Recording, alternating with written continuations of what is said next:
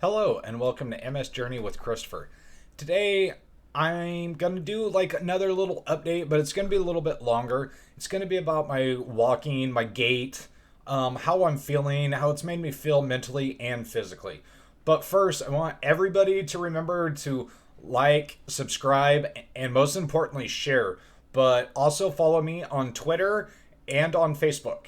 Okay, now back to what we were talking about here. We were talking about, oh yeah, physical exercise and holding me accountable. My gait mobility has been amazing. The problem for a long time, I understand there can be some embarrassment. There was a lot of embarrassment for me, especially at the beginning. I've mentioned this before when I was talking about the start of my journey. Get into it a little bit more here. Um, I was really embarrassed to use things like canes and mobility aids. I spent 20 years taking care of developmentally disabled adults. So, for me, when I would walk into a room with, let's say, my guys that I took care of, a lot of people would think that I'd be watching my guys, taking care of them. Oh, by the way, I worked with class 2 behavioral adults. For 10 years, I worked in an all male home with all male staff. So, explaining that, when we would walk into a place with the guys, I would look at other people, other people's eyes, other people's reactions, because my guys would feed off of that. That would be a problem more often than not, would be my guys reacting to somebody else. So it became a really bad habit of me doing this for like 20 years. So now, whenever I walk into a room or anything, I just automatically scan around. It's just habit. Almost like looking for threats, so to speak, but not, serious threats. I just walk in and I see people just staring at me. I see people staring down at my leg. If my orthotics covered, people are just staring at me trying to figure out what's wrong. When I have a cane, when I have a walker, they just continue to stare. It's a lot of embarrassment. It's taken me a long time to get over it because I notice and I feel people staring. Like everybody in your life, if you walk with mobility aids or have a problem, or if you know a family member or a grandparent or anybody else, just always think about that. They're aware that everybody is staring at them. Some people handle it different than others. I haven't handled it very well just because I know. I know they're staring. I make eye contact with them. I look right past them. People at restaurants will stop eating or they'll chew their food and just rubberneck to look at me because of how I walk. So it's kind of kept me from going places. It's kept me from embracing mobility aids. I remember going to a restaurant and I was still driving a 6-speed because I'm stubborn and I refused to accept the fact that I was getting worse. Plus, we didn't know yet. I hadn't had an MRI, hadn't talked to a doctor yet, so it was still unknown. But I remember not using a cane because when I would walk funny, everyone's like, "What's wrong? What's wrong? What's wrong? What's wrong?" Well, first of all, it's no one else's business. And secondly, if I knew what's wrong, I would be able to tell you. But I wouldn't know. And of course, you get advice from everybody. Well, look into this, try this. If I had $1 for every time somebody tried to get me to try a home remedy or something that works at home, I'd either be a millionaire or dead by polluting my body with so much crap putting in it.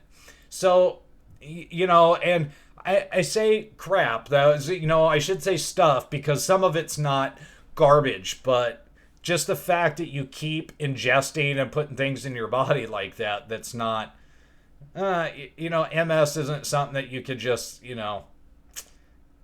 shake a stick at, be like, oh, I'll rub some aloe vera on my body and it'll be just fine. It doesn't quite work that way.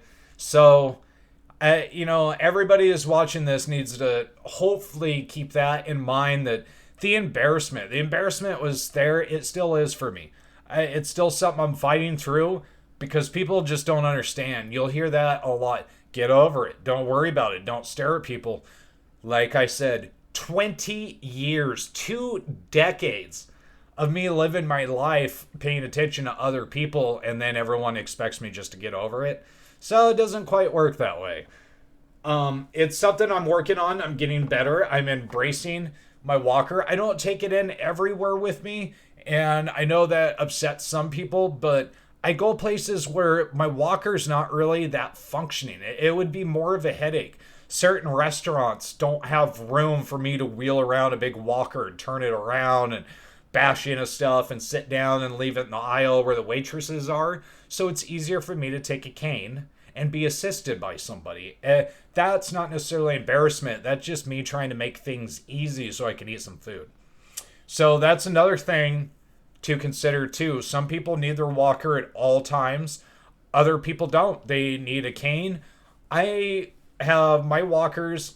I've got two, of course. I'm trying them all out. I've got a big standing walker and a short, normal rolling walker.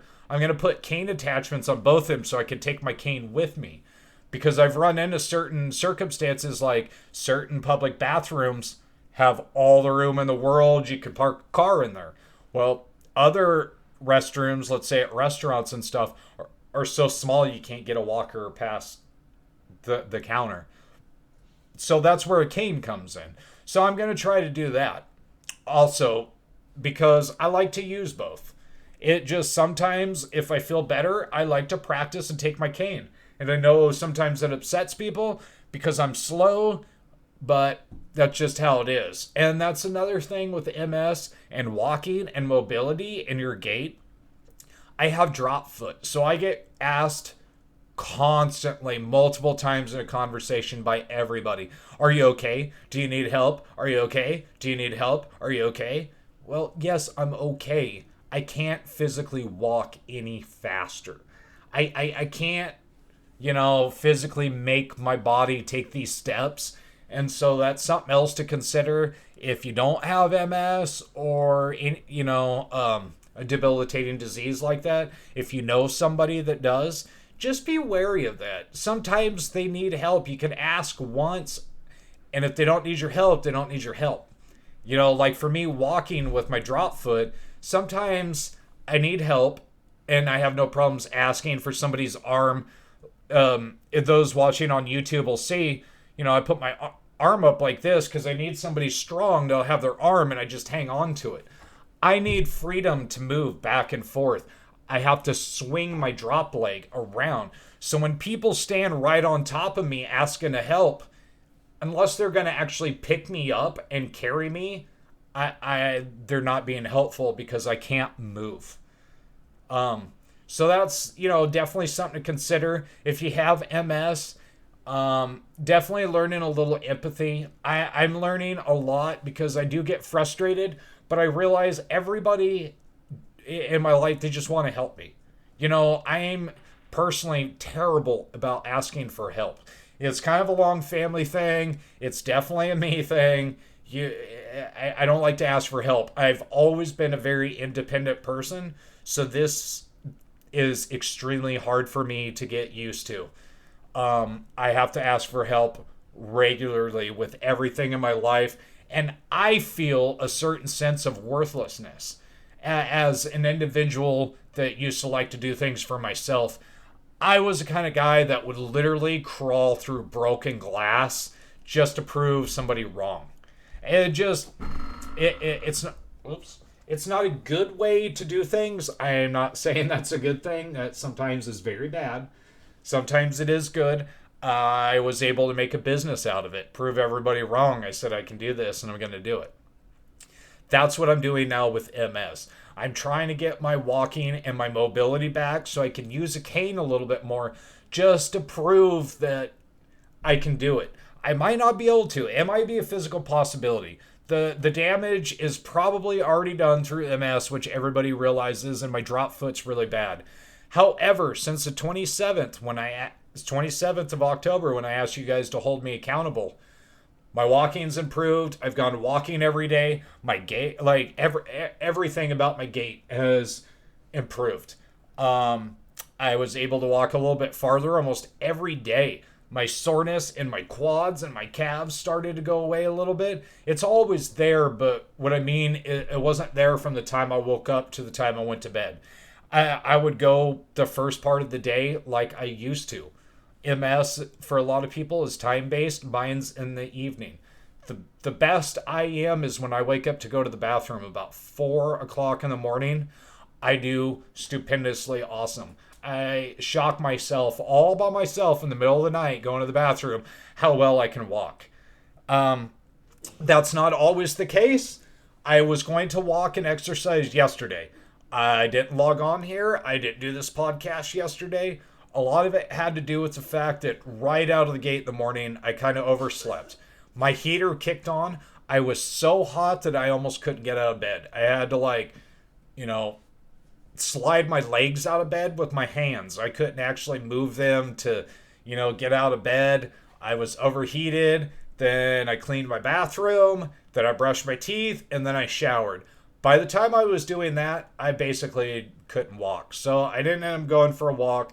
My brain was fried. My body hurt. So I ended up not doing the podcast. So I wanted to jump on this morning and do it and tell everybody that you could definitely make serious progress by keep doing it. If you have MS, some days I'm just going to be down, and that's how it is. If you have MS or another debilitating illness, you too will have days where you're down. I was kind of down yesterday and this morning a little bit. I'm really hard on myself. It's been one of those things. I've been harder on myself than anybody else could be, and people don't understand that. I don't say that to, like, let's say somebody that wants to get out of trouble. I say that because I beat myself up for days in my head. I go over it for days or weeks how I messed up, and I can't let it go. So with that, I'm already feeling better. Just my walking. I missed yesterday, and I was able to objectively think about it. And I'm like, hey, I need to do things like wake up, keep doing this, but I have to watch how far I push it. That's what I was looking at. Is I went for a walk, and we should turn around now because you're going to start getting tired. No, I'm feeling great. So I went, and this sounds dumb to everybody, but I only went like another 20, 30 yards or so and then turn around. By the time I got back to the house, I was having kind of problems walking inside, and I was like, whoo. And then the next day, I woke up overheated, showered on Friday. I pushed myself way too far, way too fast right out of the gate, and I got shut down. This is the reason why you see me, like, my beard grows out, has been, because I can't necessarily just stand to shave. It hurts my back. I get tired. Sometimes I don't feel like showering after. I need to, but it just is what it is. I apologize for that. I'm trying to work on it. But my driving ability, that's something that's definitely helped too with the walking and the exercise. I drive a couple times a week. She's 10 years old now. I have a 10-year-old daughter that is in karate. And so I want to make sure she goes every Wednesday and Friday. I can't do that necessarily every Wednesday and Friday. I've had a lot of help from friends and family to make sure she gets there. But ultimately, I like to do a little driving because I believe to a certain extent it's somewhat of a tangible skill. If you don't drive at all, I didn't drive for about a year, and then I was like, okay, I need to drive again. And it took me a little bit. I drive left-footed. I have a 2019 Honda Odyssey.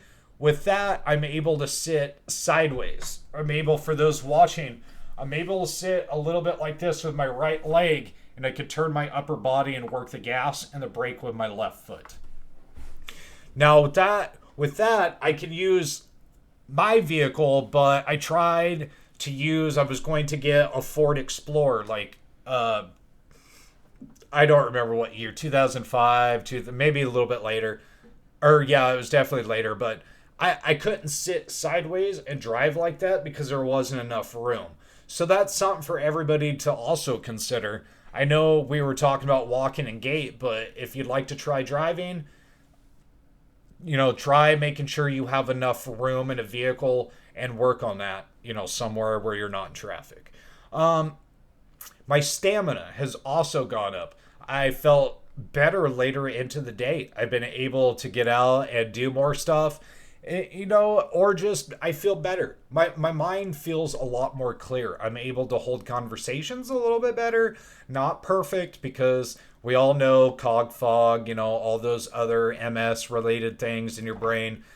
Searching for words. I still use the wrong words in a sentence all the time. I can't stop doing it, which is a little frustrating because everyone, you know, has to correct you and then you lose topic or lose point, so it's a little difficult. But something that you've just got to learn to roll with. What I've kind of starting to learn is you have to have serious conversations, but I'm bowing out of a lot more serious conversations with friends that aren't, you know, necessary. You don't have to engage in them because I can't.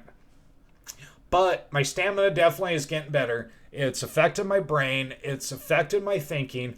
I'm happier overall. I can walk more and I am way less sore. Like I mentioned, my legs don't hurt all day, every day. When I stand up to walk around, I don't and hurt because my legs don't hurt so bad. And so, oh, excuse me so much. A lot of coffee this morning. So with gait mobility and my physical therapy, I forgot about that. I started physical therapy again once a week. Man, that first physical therapy appointment last week was brutal. I hadn't done physical therapy and I had no idea how far down I had really gotten being depressed, not going out.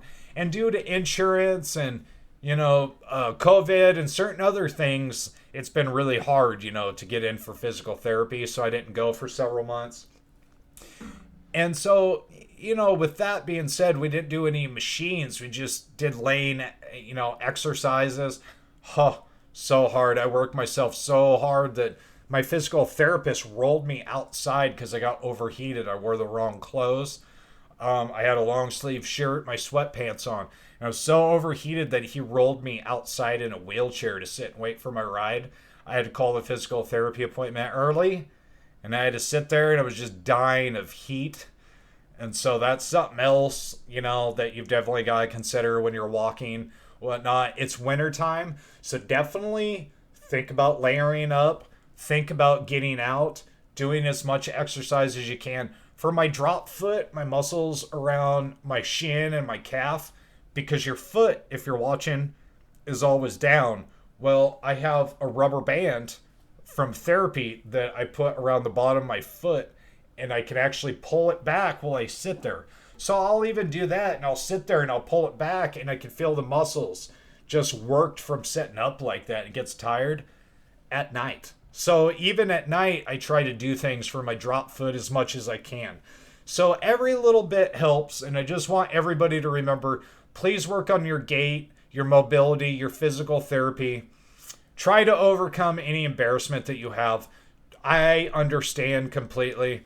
If anybody has any ideas how to, you know, help overcome the embarrassment, walking, gait, if you have any suggestions about driving with drop foot or left footed or anything like that, leave them down in the comments. Feel free to email me. Let's try to get a conversation going. Thank you, and I want to wish everybody a great weekend.